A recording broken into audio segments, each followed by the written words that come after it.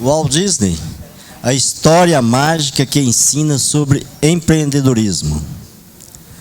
A vida de Walt Disney é uma verdadeira lição sobre sonho, persistência e empreendedorismo. Você sabia que quando ele apresentou pela primeira vez seu personagem mais simbólico, o Mickey Mouse, muita gente riu da cara dele.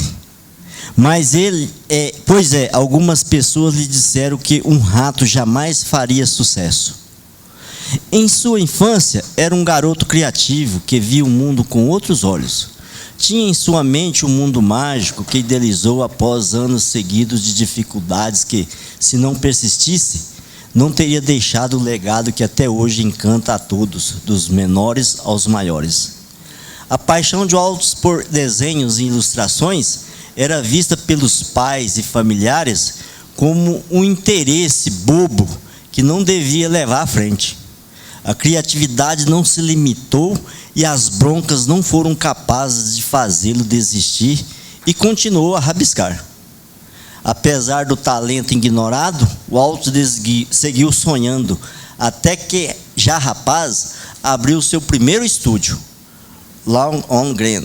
Conquista que marca também o início das dificuldades.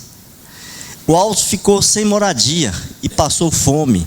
Chegou a se alimentar de resto que encontrava no lixo. Com as dificuldades, teve de recorrer a empréstimos e ainda assim não conseguia manter as contas do estúdio em dia, tampouco pagar os vencimentos dos funcionários.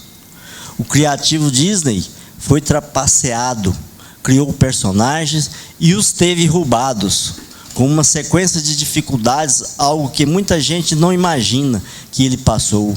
O Walt fechou as portas do Lawn on Green, mas não desistiu do sonho. Com frases emblemáticas, uma das mais conhecidas é: se você pode sonhar, você pode realizar. Sem desistir e acreditando na sua ideia e potencial, ele afinou seus traços. Foi deixando o ratinho com uma cara mais amigável, puxou dali, esticou daqui. E bem, o resto da história você já conhece. Criou o rato mais famoso do mundo, Mickey Mouse. Boa semana. Boa semana para todos. Como diz, aqui não se vê só contabilidade, se vê cultura também, né? Quem ia descobrir a vida do Mickey Mouse, hein? Tem pauta para hoje aí, pessoal? Todo mundo sabendo, todo mundo aí, rapaz. Ah, vamos. Com o Raimundo ali. Desse jeito nós vamos ver o Vila mais cedo hoje. Eli, a respeito daquela nova modalidade de sociedade limitada com um único sócio. Unipessoal. É a Ireli. É a Ireli? Não? Sociedade unipessoal mesmo. Só individual.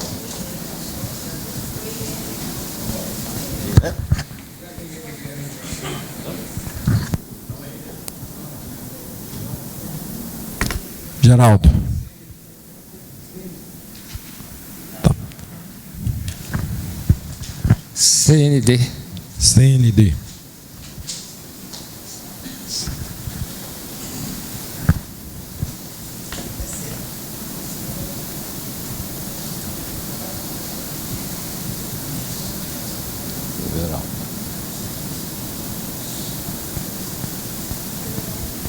Até vocês lembrarem de mais alguma, nós vamos fazendo aqui. Raimundo, Sociedade Unipessoal.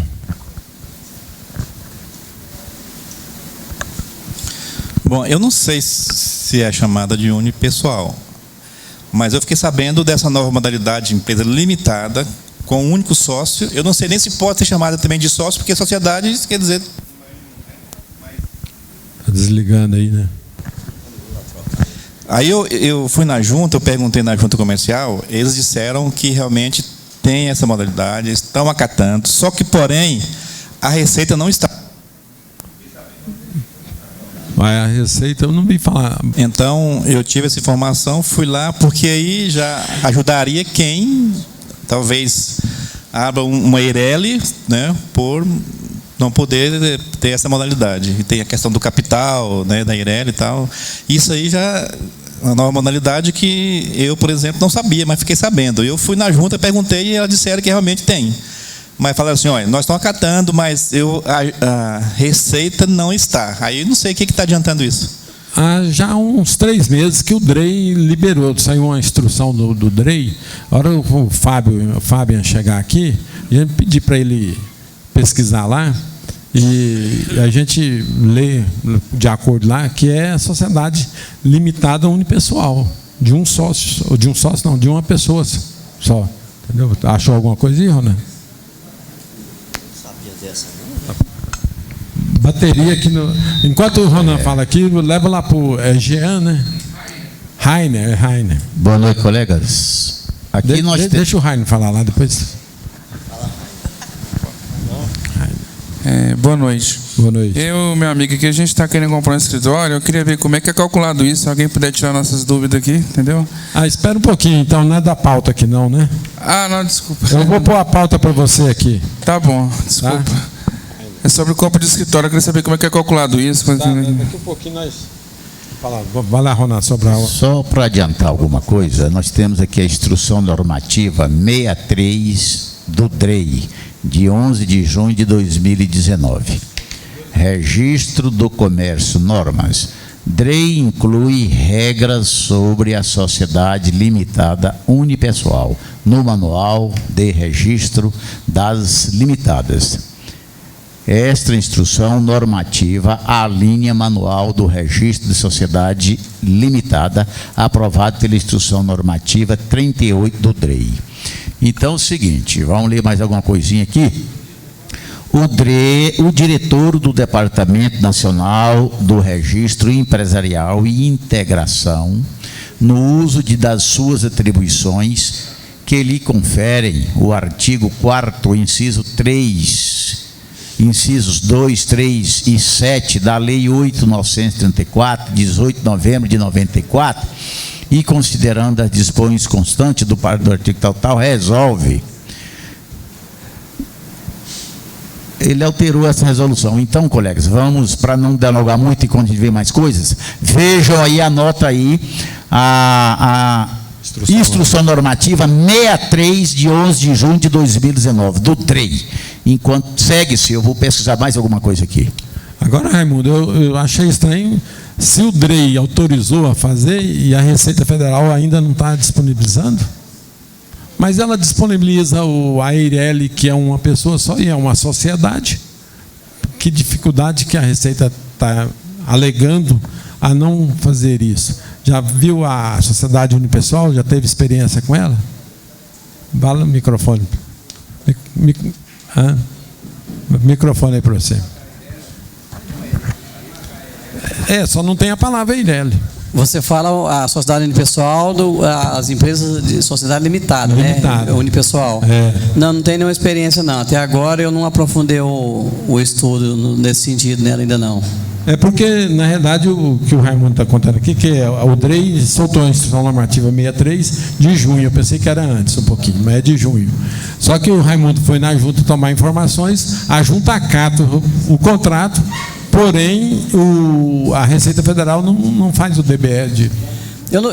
Quando não existia a sociedade unipessoal, as limitadas, eu precisei de excluir um sócio de uma empresa, e eu fiz uma correspondência para a Receita Federal e protocolei junto com o contrato alterado, e eles acataram e fizeram a alteração.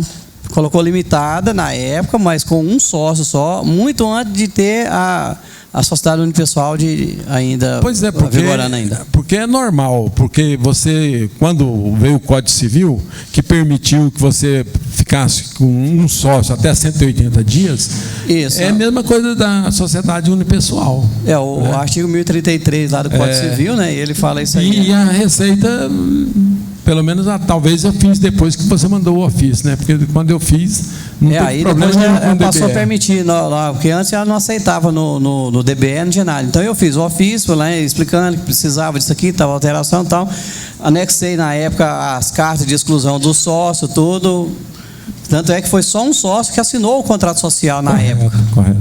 Porque o outro recusava assinar, então depois da comunicação para a Receita Ele Federal, foi excluído. fiz em base do artigo 1029, né, do Código Civil, e aí pedi para a Receita, com base do artigo 1033, tornando unipessoal por 180 dias. Ué, e aí foi acatado, mas isso aí faz muito tempo já.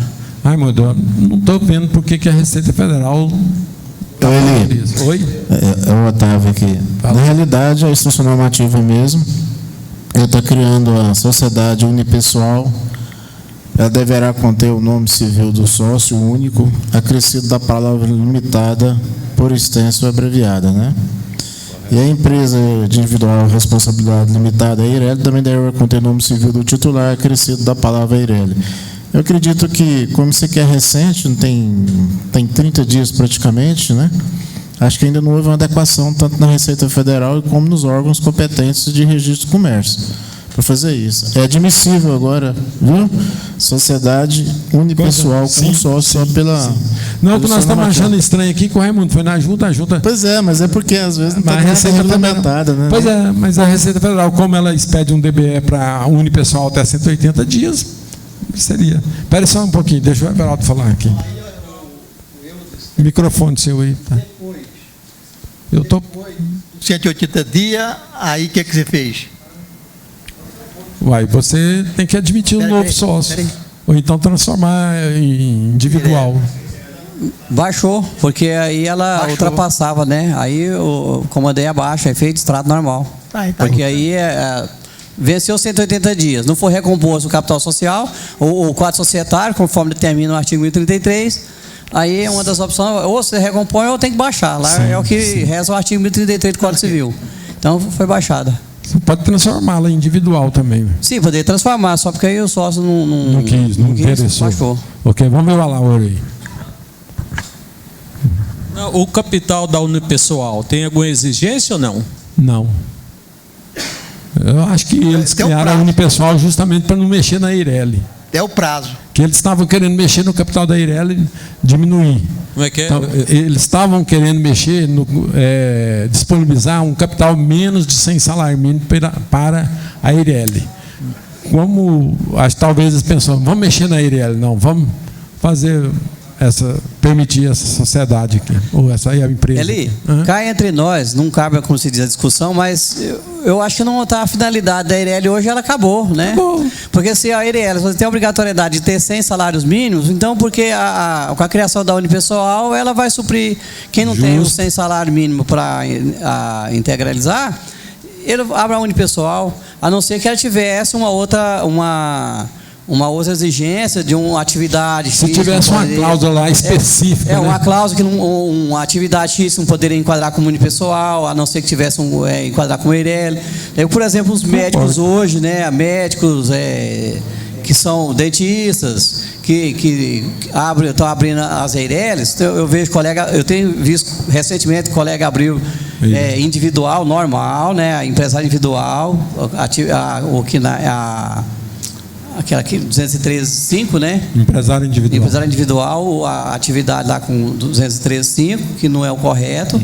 Né? Então seria, eu acho que ferindo o artigo 162 do RIR, né? Que era o antigo artigo 150, né? Sim. Então tem visto isso aí, e às vezes a gente cria até um mal-estar entre o cliente e o cliente, mas fulano abriu, ele abriu errado. Infelizmente eu não vou fazer isso, mas eu vou para lá, eu não vou fazer errado. Então o senhor... E com essa brecha agora da Instituição Normativa 63, então vamos gerar tudo, né? Agora a gente está tão acostumado a falar sociedade, né? Como vamos chamar? Sociedade unipessoal, foi o nome que eles deram. Sociedade unipessoal. Ok, obrigado, Wildes. Mais alguém quer comentar sobre isso aí? Alaor? No caso aí, o contrato é o contrato normal mesmo, né? Na Constituição, é Constituição normal. É como se fosse construir uma empresa normal com um sócio só. Ou então como fosse fazer uma Eireli que já tem um modelo. Só que há determinados artigos lá, às vezes você tem que mudar alguma coisa. Mas ele está perguntando que é o capital necessário. Uhum. Ele está falando aqui o que é uma sociedade pessoal. Qual Põe seu microfone aí. Põe seu microfone aí. Depois eu falo aí. Então tá, o Everaldo não quer falar agora. Vamos mudar de assunto. Depois vai voltar nesse aí. Vamos embora.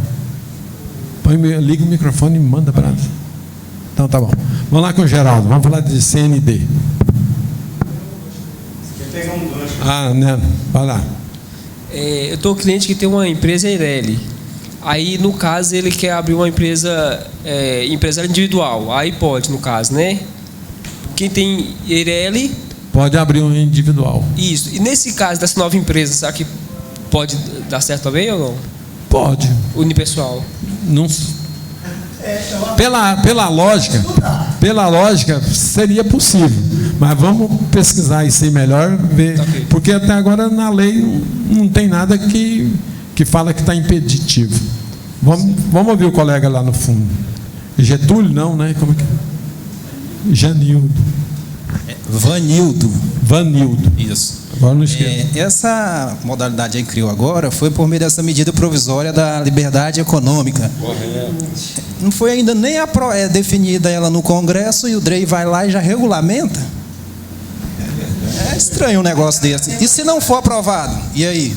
Quer dizer, ele respeitou as leis superiores e já por isso decretou uma instrução normativa. Não deve estar pronta. Não, assim, eu vou mexer no meu sistema para criar essa modalidade aqui de empresa, aí chega lá no Congresso, ela expira a validade, e aí, depois? E deve ser por isso também. Pode ser, mas então o DREI cometeu uma grande falha. É igual esse negócio dos contadores e advogado, que ele regulamentou para as juntas, para eles, acho que reconhecer firma. A MP caiu, ou seja, isso não tem mais validade. Sim. E o DREI foi e regulamentou. Espera aí o microfone aqui.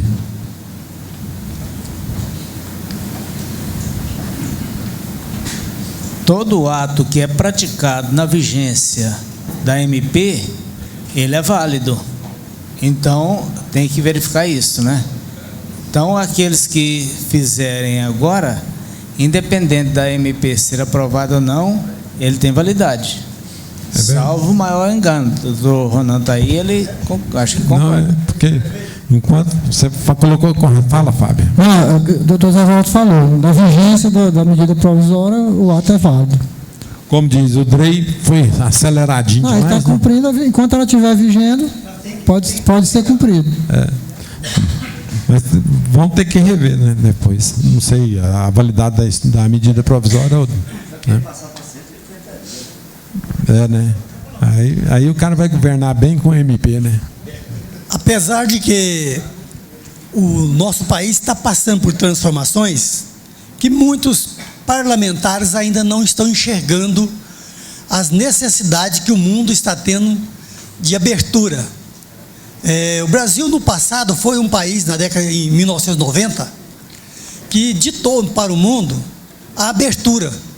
Foi quem primeiro país do mundo a abrir a economia do mundo. Foi o Brasil. Ditou as normas. E de lá para cá, os nossos políticos foram todos, de uma maneira, fechando a situação que ficou uma coisa muito prendendo o nosso país, cada dia mais pesando. E por isso gerou no nosso país, em vez de deixar o país alavancar e ser um país que crescesse, de 93 para cá, nosso país veio só agarrando e freando e pesando em cima do empreendimento. E esse governo, a candidatura dele foi feita em cima da plataforma de aliviar o empreendimento. E ele tem tentado, mandando leis para o Congresso que libera o país, que alivia o empreendimento. Embora ele já tenha sido vencido em várias e eles têm travado, mas eles têm que acordar que o mundo precisa de país livre, mais leve, não pode pesar sobre o empreendimento. Nosso país estava perdendo uma grande quantidade de empresas que estava indo embora até para o Paraguai. Em torno de 2 anos atrás, eu mesmo falei aí, quando foi criado a lei a mudança da CLT, eu afirmei que a mudança da CLT veio para ficar. E não tenho enxergado isso. Cada um quer segurar, mas esse governo, pelo que eu tenho notado, ele vai lutar até a última instância dele, em todas as vezes, tentando aliviar e mandando leis que vai aliviar o empreendimento. Então, essa lei que nós estamos discutindo aí agora, ela é uma lei que eu digo a vocês, não sei se vocês lembram quando foi criada a Eireli, o auditório estava aqui todinho, todo o auditório, contra a lei. Depois que já tinha falado inúmeras pessoas, eu pedi para poder ser ordem para falar. Fui o único que no primeiro dia aqui defendia a lei da Eireli. Hoje é essa lei, se tornou essa lei. Então, olha, ou o Brasil muda e alivia, ou o Brasil vai quebrar. Então, temos que entender e não criarmos entraves para pesar nosso país. Quem estiver pensando em pesar, em travar, olha, eu acredito que esse parlamentar, na próxima eleição, ele não vai ser eleito. Parodiano chicaniza aí, ô cara bom. Vamos lá com o Geraldo aqui. É verdade, Evandro. Vamos ver, né? Mas... num certo ponto eu tenho que concordar com ele, que no meu entendimento, a trava do Brasil é o deputado e o senador que está travando mesmo. Mas vamos deixar isso para lá. A CND, a pessoa faz sua declaração de imposto de renda, pessoa física, por exemplo, aí ele parcela o seu imposto de renda. Aí o que está acontecendo? Não sei se vocês já observaram. Aí ele vai tirar uma CND, ela sai positiva com efeito negativo. Embora o Código Tributário Nacional, ele prevê que a certidão positiva com efeito negativo, ela tem o mesmo efeito de uma negativa. Por quê? Porque se ela está positiva, é um débito parcelado ou que está em exigibilidade suspensa. Está regularizado. Está regularizado. Ele deve, mas não está vencido. Aí ela sai, como diz, deve, positivo. Não está vencido, negativo. Aí tem instituição que não quer aceitar essa certidão, quer que o contribuinte vai pegar um documento lá na Receita Federal justificando por que ela está positiva com efeito negativo. No meu entendimento, essa instituição está dobrando, que ela não quer aceitar, porque não quer fazer, às vezes, aquele empréstimo para aquele cliente, porque não tem lógica. Eu estou errado ou estou certo? Lá no Código Tributário Nacional não tem essa previsão da positiva, né, com efeito negativo? Não tem Na realidade, já vem há muito tempo essa previsão que quando você regulariza a sua situação no ente federativo, ele é obrigado a te dar uma certidão positiva com efeito negativo. Agora, ele não fala da mesma obrigatoriedade que os licitadores ou os órgãos públicos é obrigado a aceitar, mas se você questionar na justiça, esse órgão é obrigado a aceitar, porque o órgão federativo, quando te dá uma CND positivo com efeito negativo, está dizendo que você está regular, você tem uma dívida. Agora, você como credor dessa empresa, ou você vai vender para ela, você já fica com um pezinho atrás, porque a sua certidão saiu, porém positiva com efeito negativo. Tudo indica que você tem débito. Agora, é uma questão que ele tem de aceitar ou não. Eu não vi ainda uma lei que fala assim, você é obrigado a aceitar. Mas, geralmente, a maioria dos órgãos, dos bancos, tudo, aceitam. Né? Olha, não tem uma lei que fala que ele é obrigado, mas existe a lei que diz que a certidão positiva é efeito negativo, olha lá no, eu estou regular. O artigo 206 do Código Tributário Nacional, olha lá, o que ele diz? Alguém pode olhar para nós. Que a certidão positiva com efeito negativo tem o mesmo valor de uma certidão negativa. Então, no meu entendimento, você tem até a razão, ele não querer emprestar esse dinheiro, mas justificar que ele não quer emprestar por causa dessa certidão, acho que não tem validade, não. Porque tem a lei que fala que ela tem mesmo efeito. Ele pode dar um não sem precisar de falar isso, né? Algumas coisas particulares. O Zé Walter. Geraldo, eu resolvi essa questão de um cliente. Eu peguei o relatório, aquele relatório da Receita, e mostrou lá que estava parcelado. Aí a instituição não teve outra solução a não ser aceitar. Então acho que seria uma solução. Aí depende muito do cliente, se vai levar ou não, né? Agora que é complicado quando parcela, que muitas vezes a gente tem que ir lá na Receita para que eles soltem a certidão, a CND também, né? Porque sabe o que acontece? Nesses refis que teve aí, muitas empresas, não estou falando que as empresas de boa índole não, mas muitas empresas fizeram o parcelamento, tiraram a certidão negativa, arrumaram empréstimo, fizeram tudo e deixaram de pagar o refis. Por isso que talvez o cara tenha experiência com algum episódio mais ou menos dessa forma, entendeu? Então eu acho meio difícil. Mas eu acho que também, se você tem uma certidão dessa e questionar judicialmente, acho que ele é obrigado a aceitar, não sei. Mas fica aí a pergunta. Inclusive os clubes de futebol fazem isso, né? Correto. Deixa o doutor Ivandro falar aqui. Não sei se vocês já prestaram atenção, uma coisa corriqueira dentro desse assunto, que é o imposto de renda. Quando você vai fazer a declaração de imposto de renda lá em março, se você entrar lá na Receita e pedir a certidão, ela sai negativa.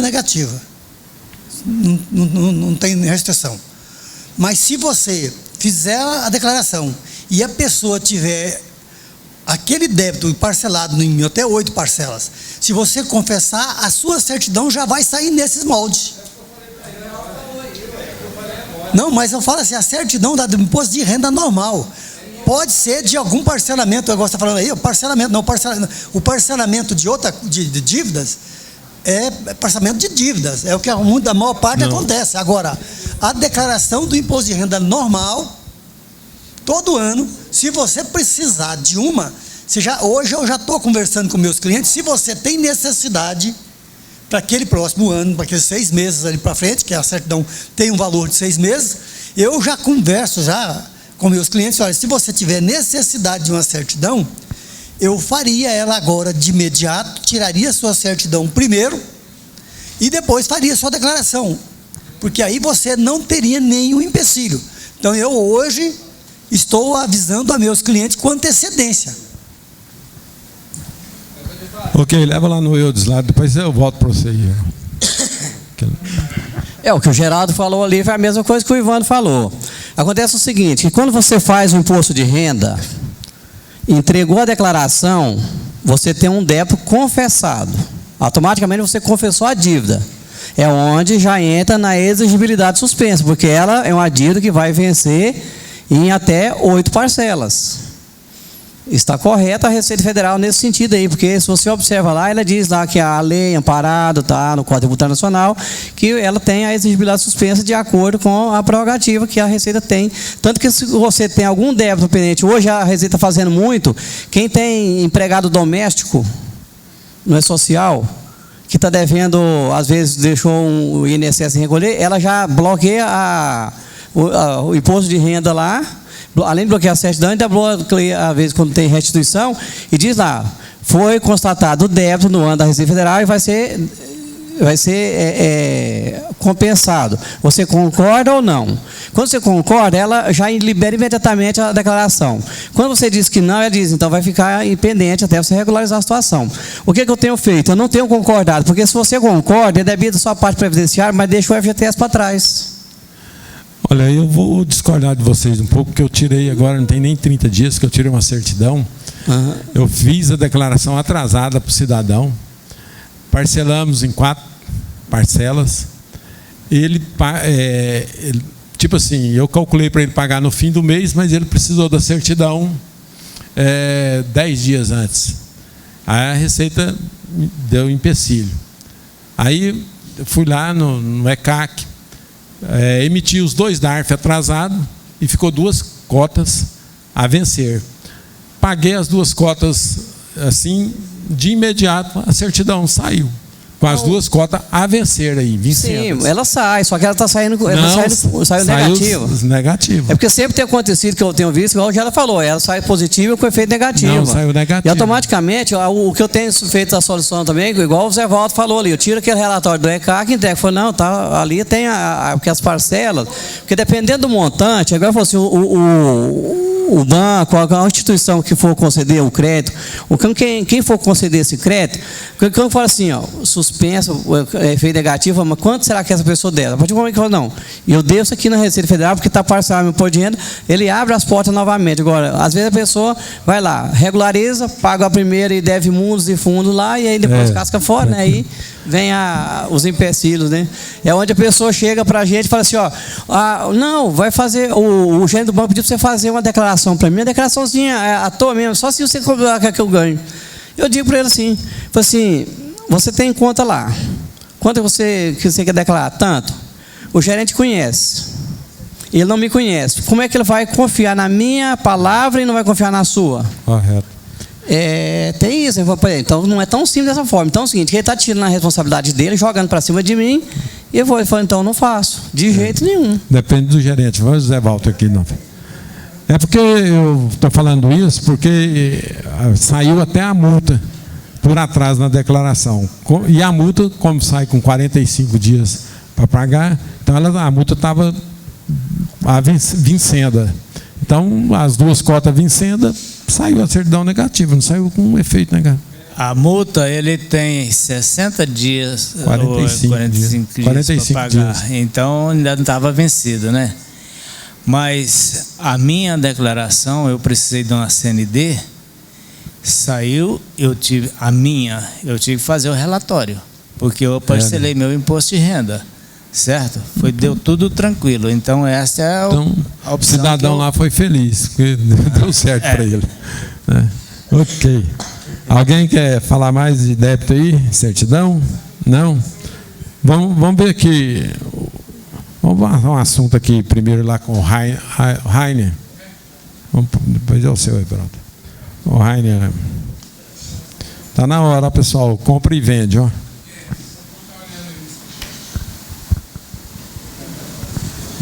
Na verdade, a nossa dúvida que a gente está vendo no escritório aí, comprando, né, querendo comprar, queria saber como é que é calculado isso hoje, em cima de clientes, em cima do faturamento. Como é que vocês calculam, se vocês querem estar mais na área aí? Obrigado. Quem quer palpitar aí? Você, Everaldo? Bem, colegas, esse caso de venda de escritório... Peraí, a Divina está falando. Quer o microfone, Divina? Então deixa o Everaldo falar aqui, porque senão eu fico ouvindo você e o Everaldo não ouço ninguém. Esse caso de escritório, de venda de escritório, é a primeira vez que eu comprei um escritório, a gente esvaziou pela carteira. Então, o valor do escritório deve o quê? 10 vezes o valor da carteira. Se a carteira dele é 20 mil, 20 mil vezes 10, né? Pronto. Você quer comprar, você não quer vender não, né? Ok, então. É claro que tem um valor sentimental também, que às vezes, né, 20 mil, que a ideia é que em 10 meses ele volta com o dinheiro de volta, né? E ele até trabalhando. 10 meses é o retorno capital, isso quer dizer 1 ano mais ou menos, né? Exato. Agora depende do mercado também, né? Se você está oferecendo para comprar, obviamente eu vou pôr o preço na minha mercadoria. Agora, se ele me oferecer para te vender, aí a conversa já muda de figura, né? Então, ok. Já ficou satisfeito aí? Então tá bom. Agora eu vou voltar aqui com o Everaldo. Obrigado, hein? As ordens. Verificar aqui com o Everaldo falar sobre o SF. Bem, pessoal, até o dia 31 nós temos que apresentar o SF. Eu gostaria que aqueles que forem apresentar o SF procure a gente, porque há N e N erros. Primeiro, certo, o erro. As pessoas fez o ECD, aí colocou um referencial. O referencial não era aquele que ele colocou no ECD. Aí ele pode alterar o ECD ou então fazer dentro do próprio SF o novo referencial que tem. E muita gente, não sei o porquê,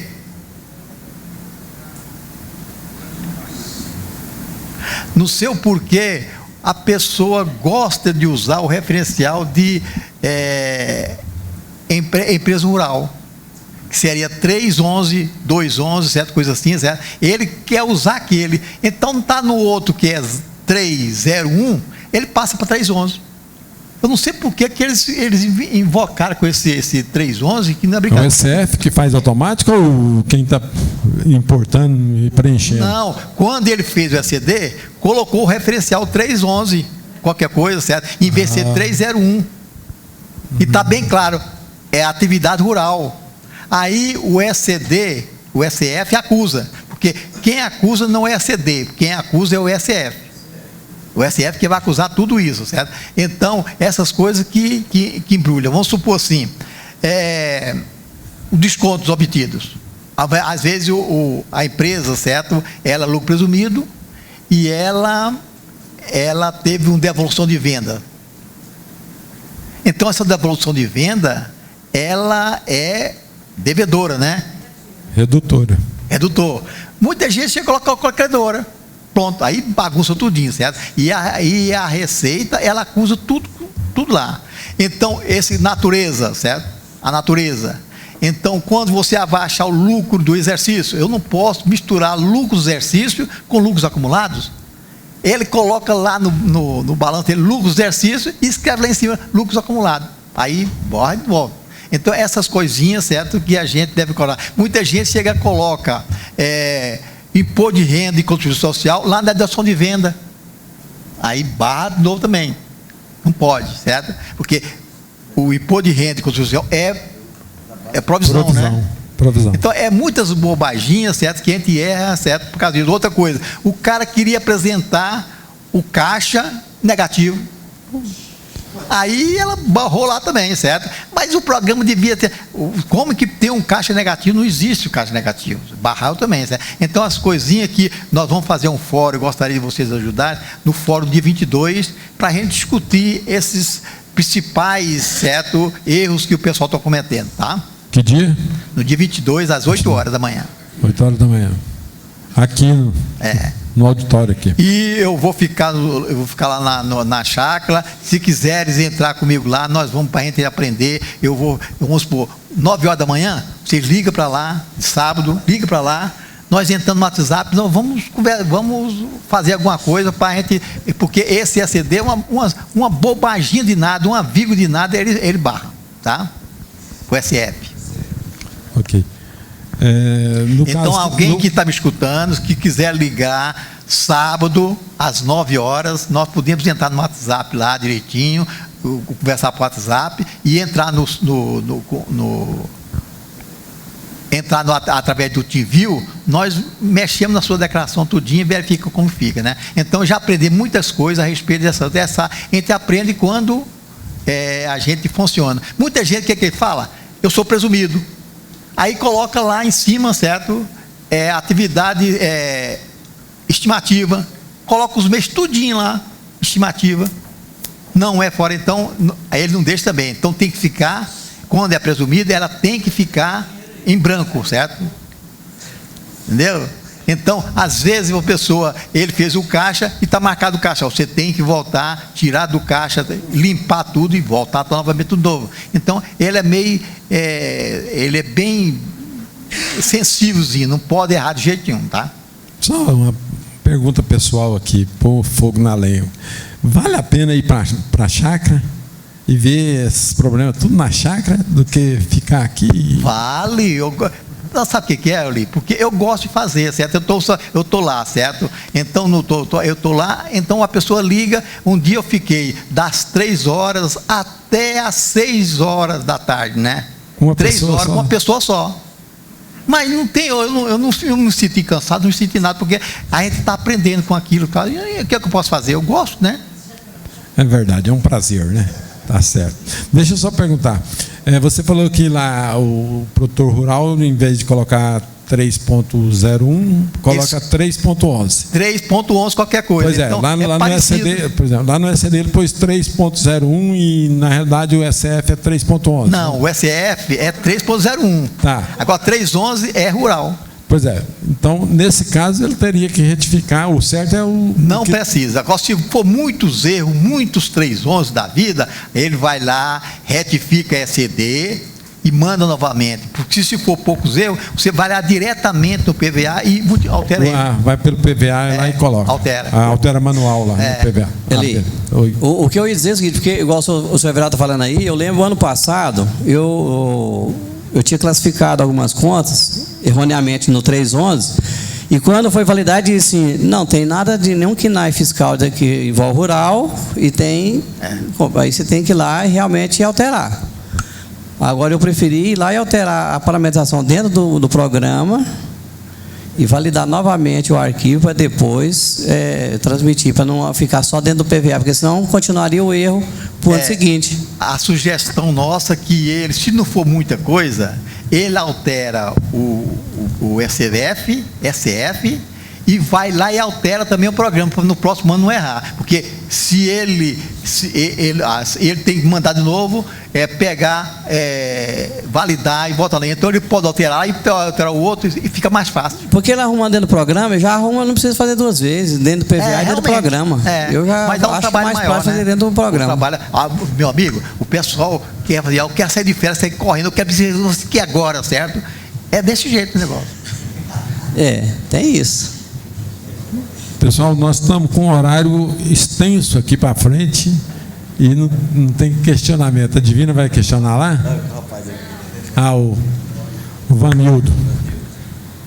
A respeito disso aí, é porque na SCD, esse plano de conta referencial, ele não serve para nada, ele vai servir para SCF. Então você põe lá uma conta que pode estar errada, a conta referencial. O que interessa lá é a conta contábil, ou seja, o lançamento contábil está correto? Sim, mas você vinculou uma conta referencial errada, vai acusar na SCF. Então, aconselhável não é nem mexer na SCD, você só vai retificar ela se houver erro contábil. Por causa de conta referencial, eu aconselho não retificar. Concordo. Porque você pode fazer isso manualmente dentro da SCF. Lá você pode mudar a conta referencial quando ele exportar. Acontece, colega, que quando é muitos erros, certo? Lá no SCD é mais fácil consertar. Agora, se for poucos erros, for 1 em 5, a maioria das vezes, interessante, a maioria das vezes é 9 erros. Eu peguei umas 5 aqui, é só 9. 9 erros. Aí contei lá, quantos 11 você tem aqui? 1, 2, 3, 4, 5, 9. Então é esses erros que está aí, certo? Então aparecem os 9 erros, né? Então, se for 9 erros, não sei se é viável consertar lá no SCF ou consertar no SCD. Para mim, eu acho que consertar no SCF fica melhor. Ou às vezes você conversa com sua empresa de software e pede para ele fazer isso no arquivo que você transmitiu lá, só na parte de plano de conta referencial. Porque para retificar a SCD por causa disso, você tem toda aquela burocracia lá que precisa daquele documento, parece que mais 2 contadores, outro contador tem que assinar. Nesse caso específico precisa não. Para retificar a SCD. Não, nesse caso específico não precisa de contador não. Tem certeza? Da SCD, não precisa. Só se for alterações, certo, que pode influenciar, certo, no imposto, aí precisa. Nesse caso específico, não precisa de outro contador, não. Eu não vou discutir com o senhor, porque eu também nunca fiz isso. Eu peço a Deus para nunca ter que fazer. Porque eu justamente ia comentar com o Everaldo, porque você, pelo menos dentro das normas lá do SF, para você retificar um SCD é complicado demais. Nossa Senhora. Então, como pode, através do PVA, você fazer manualmente lá, então... Lá diz que quando tiver erro material que não pode ser corrigido por meio de um lançamento extemporâneo, que você não pode lançar lá em resultado de exercícios anteriores, ajuste de exercícios anteriores, esse tipo de coisa. Aí sim, aconselha retificar. E qual é o teu nome? Vanildo. Vanildo. É interessante, cada um tem uma cabeça, certo? Tem um cara aqui que retificou esse CD 3 vezes já, ó. Ele prefere retificar esse CD do que ir lá no SF consertar. Por causa de um erro, não, eu quero consertar esse CD, porque o ano que vem tem cabelo limpo, certo? Ele já está até acostumado a retificar esse CD, certo? É cruel. Alguém de vocês tem recebido alguma cobrança de DIFAL aí que deixou de pagar? Parece que o Cefaz está... Deixa eu falar. Peraí, deixa eu mandar. Dá lá o microfone para o Cício, testemunhar para nós. Lá. Ele divulga lá no DTE, né? Na Caixa Postal Eletrônica, um comunicado dando 30 dias para recolher a diferença, o DIFAL, ou recorrer, ou ir lá e provar que está certo, né? Mas aí lá na comunicação fala que pode ser parcelado também. Mas aí eu fui até informar sobre o parcelamento, mas só pode parcelar se você ir lá e autorizar ele te autuar. Senão, porque aquele lá é só um comunicado, te dando 30 dias para você regularizar, né? Espontâneo. Agora, se você quer parcelar, ele já é autuado na hora, e aí parcela, até em 60 vezes. Mas aí porque cliente, até quando você vai requerer um parcelamento espontâneo, ele preferiu pagar à vista porque era valor pequeno, né? Coisa pequena, ele deixa o Everaldo pagar à vista. O Everaldo comentar aqui, vai. Sobre o quê? Vai, você falou, deixa eu falar aí. Falou não? Não, sobre o DIFAL, certo? É um caso muito pessoal entre a empresa e o DIFAL. Porque nós colocamos o programa e o programa você pode, esse código aqui vai pagar o DIFAL. Mas o empresário não quer pagar o DIFAL. Não quer pagar? Não quero, pronto. Vamos supor, hoje me ligou um, certo? Ele é confecção. Aí nós estamos discutindo com o Fábio. E o pessoal de cada. A confecção, a linha, parece que não tem que calcular o DIFAL, né? Olha, como é que pode alguém fazer uma camisa ou coisa sem a linha?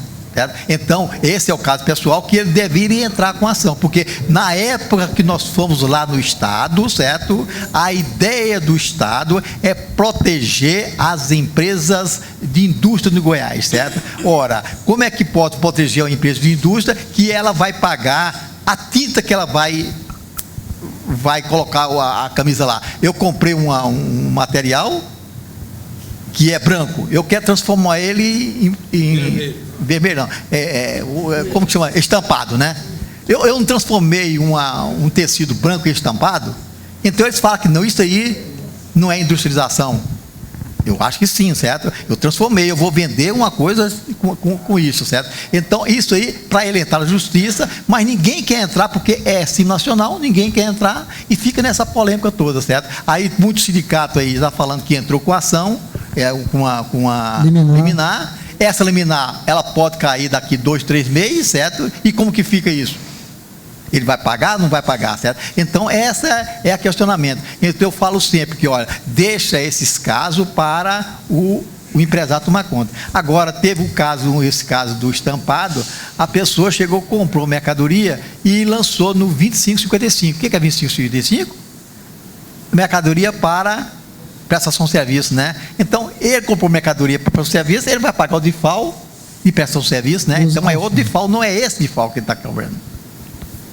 Ok, fala aí, Fábio. Não, eu quero fazer uma pergunta, né, a respeito do DIFAL aí. É sobre do caso do DIFAL de franquia, ele é somente para a produção, né, no caso, para o adquirir para revenda, né? No caso, o imobilizado e uso e consumo permanece da mesma forma o DIFAL normal, né? DIFAL mesmo, diferencial da liga. É isso mesmo, né? É somente para a revenda, né? Fala, Fábio.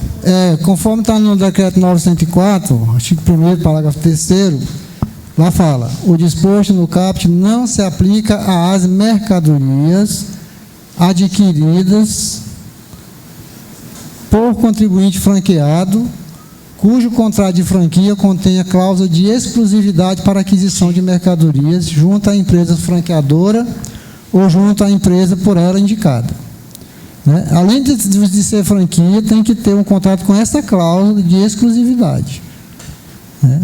Então, a mercadoria que você está comprando para revender. O Fábio, inclusive, orientou essa pessoa e nós fomos lá no CESP, né? E tem uma pessoa que foi reunir exatamente sobre isso. Ele deu a dica para ela e me parece que ela entrou também, que era do sindicato também, né? Então, é um pouquinho de falta de conhecimento que o pessoal já deixando pagar isso, certo? Então, quando for fazer o DIFAL, eu devo realmente ou não devo? Isso aqui eu vou brigar até o fim? Vou. Então, se decida na hora de fazer o DIFAL. Mas né? Pega o microfone aí, fala aí, Cícero.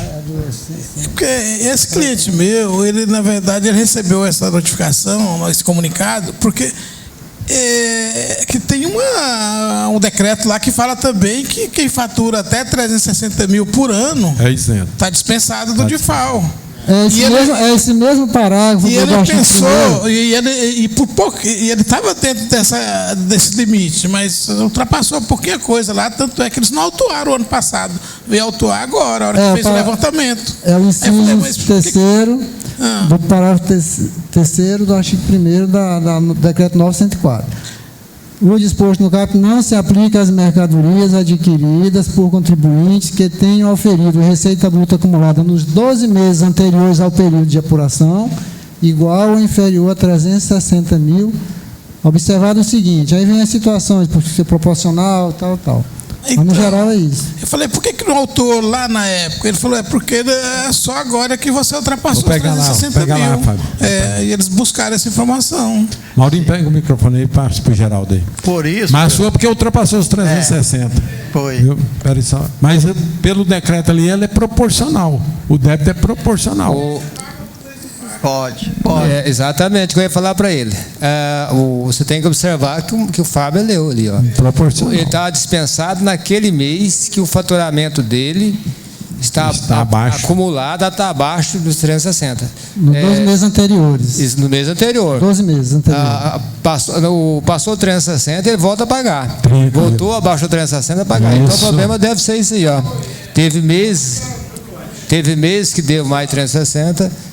Aí não pagou, então é por isso. Eu tenho situação dessa lá, que o cara tem mês que paga e tem mês que não paga. Certo. Tá? Mas e não foi outro Porque faz na média anual, um mês pode dar porque abaixo. vai comparar os 12 meses, cada mês os 12 meses anteriores. Beleza. Deixa o Devaldo falar ainda. Temos que observar também que normalmente a gente pensa que são essas empresas McDonald's, tudo, que são as franqueadas. A Natura, a Boticário, todas essas também estão fora do DIFAL. Ok, deixa o presidente falar um negócio que eu passo para você. Com certeza você está esqueceu o pai lá, depois você relembra aí. O Cícero estava falando ali, com relação ao parcelamento. Vamos tratar do DIFAL, né? Logicamente é isso que você falou, você tem que ir lá autorizar, fazer o auto de infração, que a hora que você faz o auto de infração, a redução da multa não é mais 20%, né? 40%, né? Tem que tomar um cuidado aí na hora de fazer um planejamento tributário. Eu tive uns clientes que fizeram reduz 60%. A multa antes reduzia 80%, agora só reduz 60%. Então a multa você paga 40%. Então muito cuidado na hora de fazer um planejamento tributário aí, porque... Então, eu fui exatamente por causa dessa redução, pedi o parcelamento, mas a fiscal que me atendeu lá, ela disse que nesse caso do DIFAL, ela está autuando, mas não aplica a multa não. A multa, se você não pagar o parcelamento, que aí você já declarou, aí sim, aí que vai vir a multa depois. Vai corrigir monetariamente com multa e juros os meses que está atrasado e autua. Tá, tudo bem. Então, esse desconto não vai haver porque não foi autuado, assim, não foi multado. Não tem a multa, só mesmo a diferença mesmo. Inclusive aquele documento que a gente recebe no DTE, ele não tem a expressão notificação, né? Ele fala comunicado, né? É verdade. Agora é o seguinte, eu queria ver com vocês aquela instrução normativa 1298, do qual ela é de 2016, em que a Secretaria da Fazenda atribuiu ao remetente da mercadoria para fora do estado, da qual ela contrata uma transportadora para transportar suas mercadorias, e essas transportadoras não são credenciadas perante a Secretaria da Fazenda. Já chegou um comunicado lá, está interessante, quando de umas 4 empresas nossas que mandam mercadoria para o norte de Goiás, que é Mato Grosso, São Luís, Pará. Então, ali são algumas transportadoras que vão para aqueles locais. E essas transportadoras não estão credenciadas na Secretaria da Fazenda. Então, o que as nossas empresas receberam? Um comunicado da Secretaria da Fazenda. E eu, a priori, eu olhei e falei, pô, mas será que essas empresas aqui e tal? Aí que eu, analisando a coisa mais friamente, o mês de novembro de 2016, eles fizeram tudo certinho. Mandaram pelas transportadoras, pagaram o imposto, tudo certinho. Aí no mês de dezembro, eles mandaram pelas empresas de transporte de passageiro. Aí eu fui verificando, né, o CNPJ de cada uma daquelas que estava relacionada individualmente, e as empresas de transporte de passageiro emitiram conhecimento rodoviário de carga, eletrônico ainda. Então a Cefaz conseguiu capturar todos aqueles conhecimentos e mandou para que as nossas empresas pudessem fazer o recolhimento.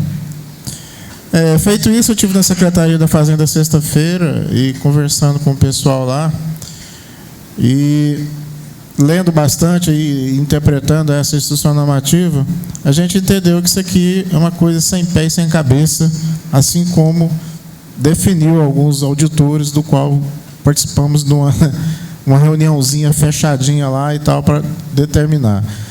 No próprio artigo 1º dessa instrução normativa, fala que nós temos que emitir a nota fiscal, colocar o valor da prestação do frete, tudo e tal.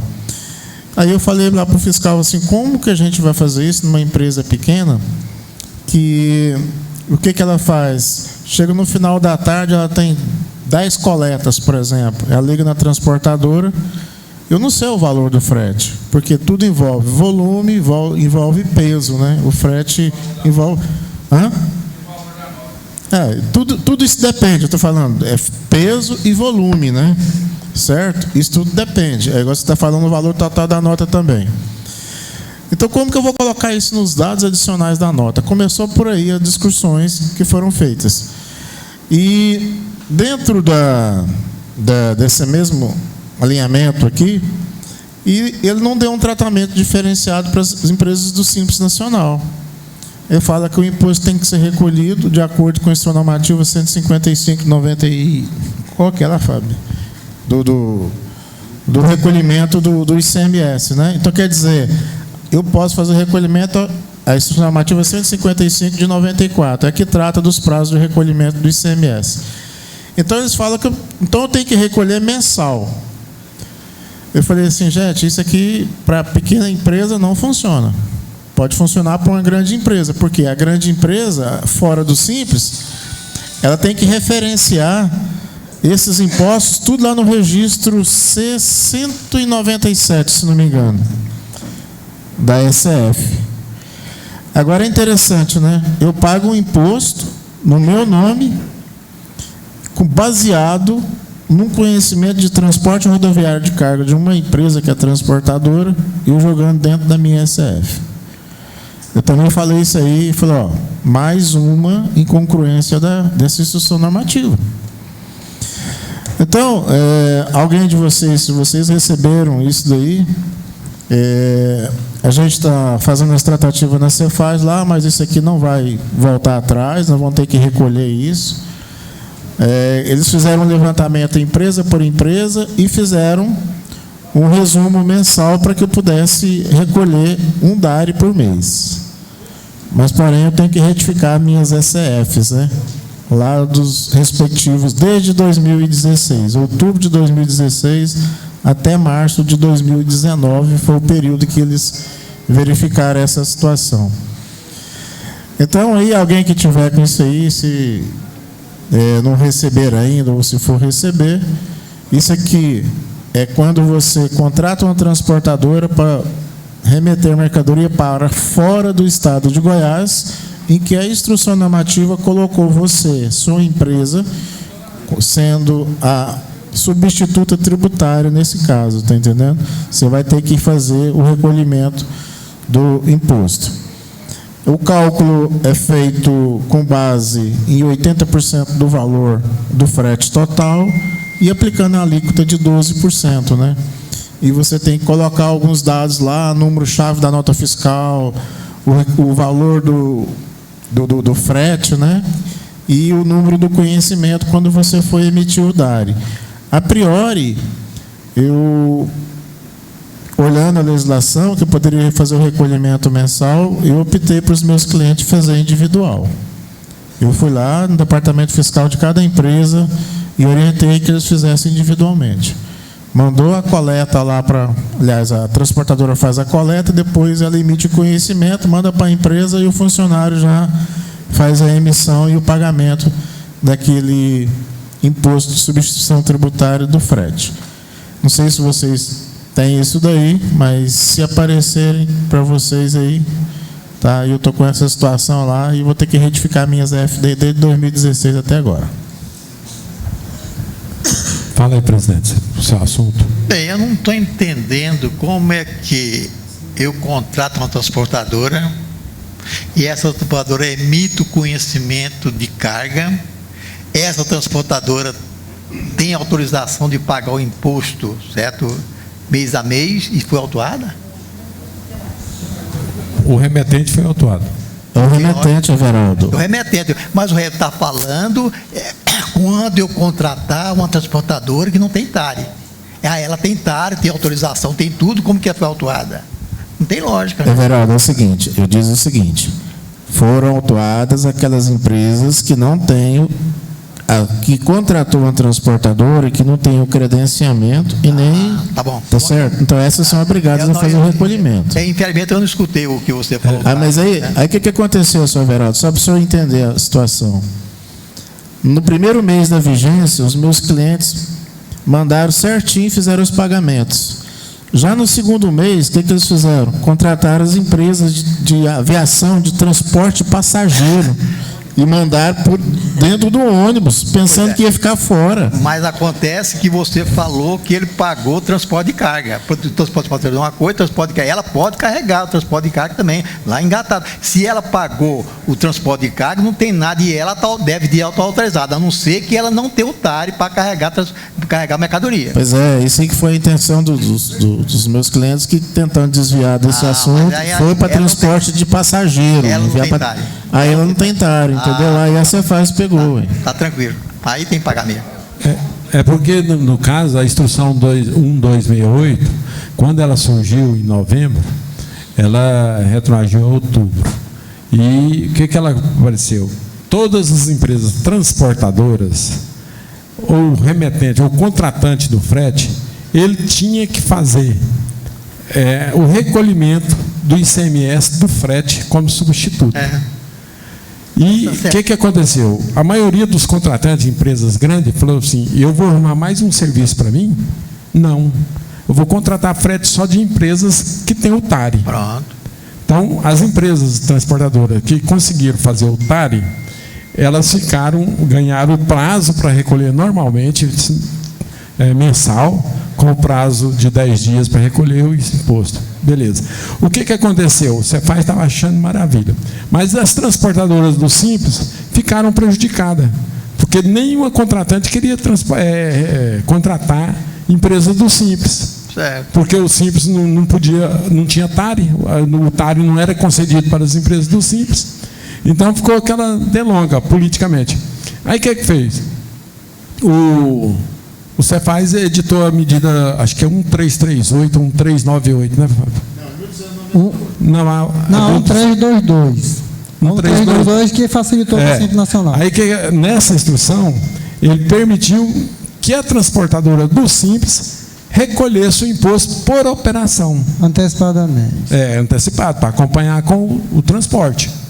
Então, todas as empresas do Simples, aí as contratantes grandes, como abriu a brecha para eles contratar a empresa do Simples, talvez um frete mais barato e com a obrigatoriedade. Então, quando eu ia remeter uma mercadoria para São Paulo, eu já exigia da transportadora o conhecimento com o recolhimento da guia, que eu já tinha contratado o valor do frete. Então, a transportadora do Simples sabia o valor do frete e sabia o valor do imposto. Então, a transportadora do Simples... Uma coisa, que a transportadora do Simples recolhia pelo PG10. E nesse caso da transportadora, foi penalizada que não ia recolher pelo PG10 nem pela alíquota do Simples. Ele ia recolher normal. Quer dizer, então o que acontecia? Ou o frete dele teria que ser mais caro um pouquinho, ou ele ia ter que sobrar menos para ele. Mas até agora a instrução normativa está prevalecendo. Então, quando eu, como contratante de um frete, contrato uma transportadora do Simples, eu tenho que tomar esse cuidado de exigir da empresa do Simples fazer o recolhimento. Ou então eu assumir o trabalho de confeccionar a guia e recolher. Mas a maioria das empresas contratantes não quer esse serviço para elas. Porque é mais um documento que ela teria que confeccionar, mais um documento que ela teria que arquivar, mais um controle que ela teria que ter, né?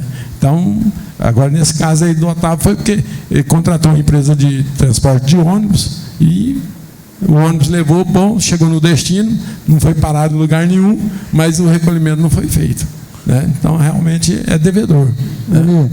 Agora, o FIS para pegar uma empresa é rapidinho, agora os meios comprando CPF aí... O físico não tem essa eficácia, né?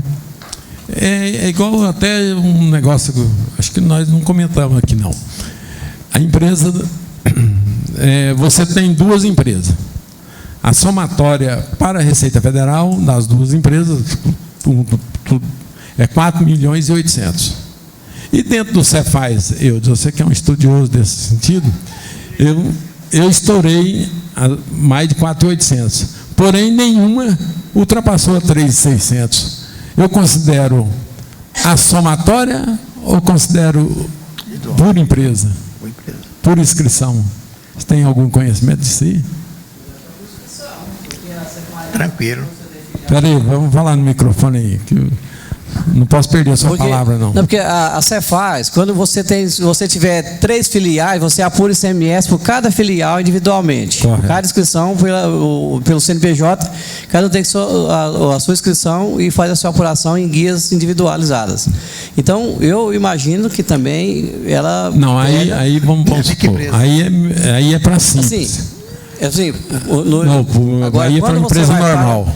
Para o Simples normal... Você aglutina tudo. Eu acho que ela faz também separado, porque ela também são CNPJ, são inscrições separadas. Ela não engloba tudo, não. Pelo menos acho não. Para o global, a não ser que ela fale, não, vamos agora reportar ao artigo 3º da 123. Para o global em geral. Aí é diferente, mas ela não tem essa previsão lá, não. Pois é, mas a nossa polêmica foi o seguinte, que aconteceu controvérsia. A colega nossa foi na prefeitura, foi no estado, o estado falou que tinha que ser somada. Foi na prefeitura, a prefeitura disse que não, é por empresa. Por que ela estava recolhendo o ISS fora do Simples se ela era Simples? Aí ela tentou explicar, eu sou Simples na federal, porém nos entes federados, município e estado, eu ultrapassei o limite de 3.600. Ela falou, não, aqui não tem isso não, você vai recolher no Simples, normal. Aí virou a cabeça do colega nosso. Pode falar. Eu a princípio, eu achava também que a CNPJ... Peraí, você já vai só direto no assunto. Deixa eu contar a novela primeiro. Aí, o que aconteceu? Foi consultar o Cefaz, Foi num, foi no outro, ninguém também, barriga verde, ninguém sabia. Foi no Dormival, o Dormival falou, olha, aqui o Cefaz até agora não optou por esse sistema, mas nada impede do fisco daqui de 5 anos pegar o CPF e ver que você tinha 2 empresas e ver que você não estava no Simples e retroagir tudo e te cobrar. Aí depois eu discutindo muito com o Fábio, aí o Fábio também pesquisando, aí faz a leitura, Fábio. Bem, até o doutor Antônio aí reportou ao parágrafo 4, parágrafo 3º o inciso 3º do parágrafo 4 do artigo 3º da Lei Complementar 123. O que é que fala lá no parágrafo 4 do artigo 3º, no seu inciso 3º da Lei Complementar 123? Não poderá se beneficiar pelo tratamento do Simples Nacional a pessoa jurídica cujo capital participe pessoa física que seja inscrita como empresário ou sócio de outra empresa que receba tratamento do Simples Nacional, né? Desde que a receita bruta global ultrapasse o limite de 4.800.000, né? Então, não pode 2 empresas estar no Simples, com o mesmo sócio ou titular, né? Desde que se passar de 4.800. Mas a lei não fala 4.800. A lei fala desde que ultrapasse o limite de que trata o inciso 2 do caput deste artigo. Inciso 2 do artigo 3º. Que lá o inciso 2 fala que é até 4.800. Então, aqui ficou assim. Aí, a lei fez, na 123, tem o artigo 13A. O que fala o 13A? Para efeito de recolhimento do ICMS e do ISS no Simples Nacional, o limite máximo de que trata o inciso 2 do artigo 3º é 3.600. Então, quando eu for ler lá o inciso 3º do parágrafo 4 do artigo 3º, naquela situação lá de que o sócio de 2 empresas, eu vou ter que ler, para efeito de ICMS e de ISS, que o inciso 2 não é 4.800, é 3.600. E aí mata que tem que sair as 2. Entendeu? Então, o limite para 2 empresas, para efeito de ISS de ICMS, é 3.600. O 13A matou. Então, pessoal, vamos agora, isso aqui, para me achar isso aqui, eu tive que ler um bocadinho. Vamos ver o Atlético ganhar do Ponte Preta. Espera aí, tem mais? Espera aí. Eu quero só... Vamos esperar um pouquinho, gente. Eu quero só trazer, como dizer, uma matéria de conhecimento para os colegas. A Receita Federal, ela começou a multar os profissionais liberais que declararam rendimentos mensais de 2014 para cá, viu? Como empresário individual? Não, profissional liberal que declara lá que tem o rendimento 4.000, 5.000, lá depois de renda. A Previdência, e a Previdência Social não recolhida, não é viu? liberais, autônomos. Mas então, os profissionais liberais, os autônomos, profissionais liberais autônomos. Até que ela foi boazinha, né? Porque nós esperávamos que seria 5 anos, né? Ela tinha mandado uma informação há pouco tempo para as pessoas que se autorregularizarem, né? Ir lá e parcelar ou pagar. Aí quem ficou inerte, ela está começando a multar. Eu já tomei conhecimento de uma multa que o companheiro recebeu e me mandou para mim hoje aqui, viu? Então já está cruzando, então. Não, eu ia até falar quem era ele. Pois é. Ô colega,